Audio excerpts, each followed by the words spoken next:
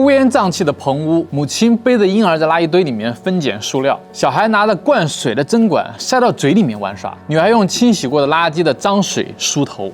这些触目惊心的画面不在东南亚，也不在非洲，而是真实的发生在10多年前我们的身边。洋垃圾的切肤之痛让国家下定决心，从2018年开始逐步的禁止洋垃圾入境。我国刑法也有规定啊，非法走私洋垃圾，情节严重的呢，可以判到5年以上有期徒刑。但是法网恢恢，贪婪依旧。规定实施后的头1年，光是被立案侦办的洋垃圾走私案呢，就有481起之多。查证的各类废物呢，达到了155.09万吨，基本上就可以填满15个足球场。立案侦办的案件都这么多了，那些逃过一劫的小本生意呢，更是数不胜数了。旧服装、废塑料、废矿渣的利润究竟有多大呢？那些听着匪夷所思的洋垃圾有哪些不为人知的用途呢？那么本期节目，我们就给大家来扒一扒暴利的洋垃圾产业。那要说最近什么洋垃圾最有话题呢？那一定属于大连海关查获的扇贝壳。今年5月，大连海关查获了一批195吨的扇贝壳。这扇贝壳散发着恶臭，大部分还都是破碎的，而且混杂污泥和不明的虫体，被海关认为呢是我国明令禁止的固体废物。而这已经不是大连海关第一次查获扇贝壳了。进这堆扇贝壳能干什么呢？那我看网上议论纷纷，有人说这是美国人的生物武器，还有人说做成那种警局的纪念品，还有人说是磨成粉做成化妆品。但是有一种说法，是否呢还没有人提到，那就是端上餐桌。那早在2015年的时候呢，就有新闻报说华东地区某省会的城市烧烤摊上正出现大量的组装扇贝。扇贝市场上可比肉贵。来弹幕一下，有人知道组装扇贝是什么吗？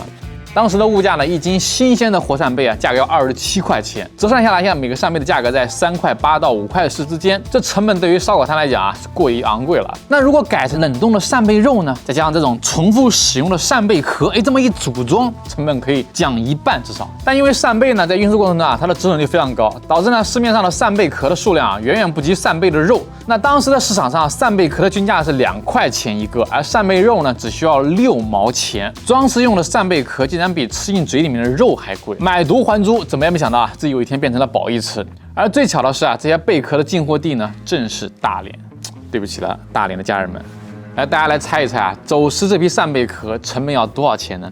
答案是每1吨往往只需要几十上百块钱你可以理解成即使每10个贝壳中只有1个能用，那么走私犯的利润也只有20倍之多，20倍。但你不得不佩服这些走私犯他毒辣的眼光，这商业敏锐度用在哪不好，是不是？偏在用这种违法犯罪上。那没有这一份敏锐度的垃圾贩子呢，他们就只能循规蹈矩的走传统路线了，比如说旧服装、电子垃圾、废纸、废塑料、废煤渣这5类。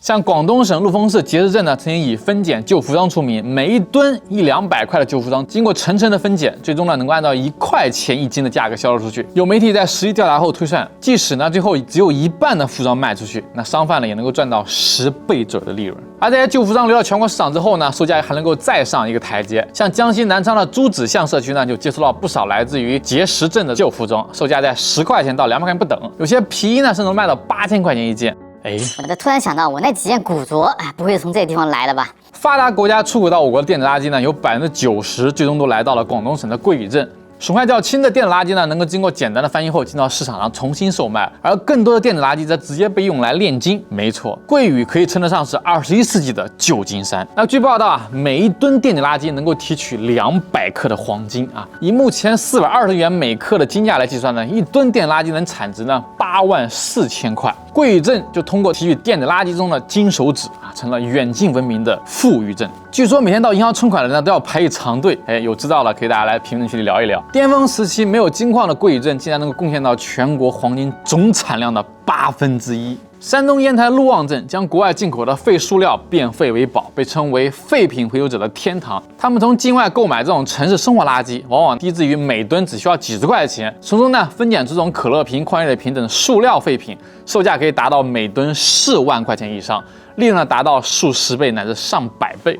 看到这里你肯定要问了，我们国内明明垃圾围城，像西安灞桥垃圾填埋场都已经提前20年退役了，这些人怎么还这么贱要去进口垃圾呢？难道国内的垃圾没办法用吗？这确实呢说对了其中的一个原因。据陆旺镇的一个塑料作坊主透露由于国内的化工产业比较落后，国内的料还确实没有国外的好。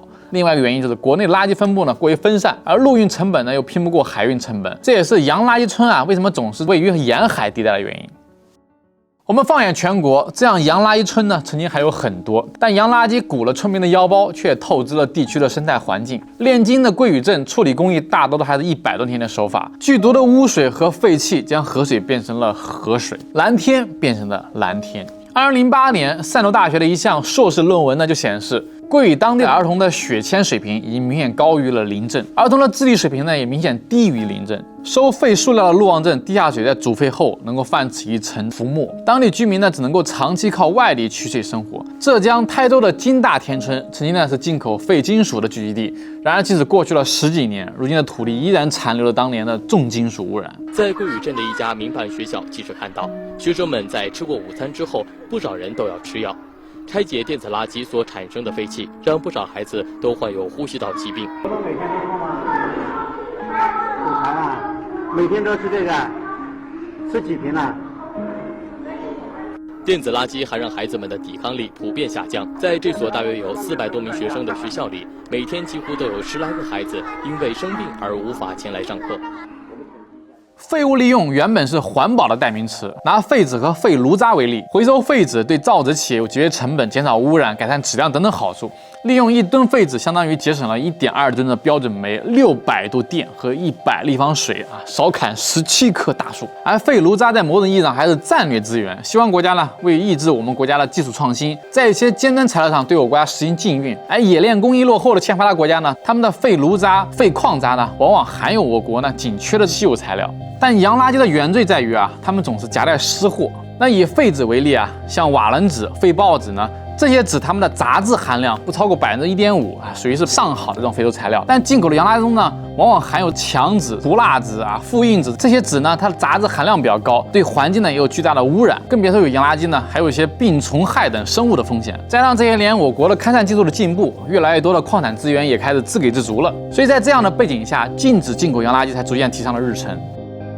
2017年7月，国务院发布新规，明令禁止了部分洋垃圾入境。2021年1月起，我国全面禁止洋垃圾入境。2022年10月21日，生态环境部副部长表示，我国正式实现了固体废物零进口的目标。历经了30年的摧残，今天我们终于不再是外国人的垃圾场了。但是不可否认，禁止进口洋垃圾势必会让一部分人失去生计。对于有些人来说，这是他们自作自受，不值得同情。但是在贪婪的人渣之外，更多的是被裹挟进入这个脏池子里面的善良老百姓。他们拿着微薄的工资，呼吸着最肮脏的空气。他们虽然手里面捡着垃圾，但是心里面却想的是子孙的未来。就看见这块钱了吧，是不是好不多10块钱？看外边紫色红的有一块黑地方。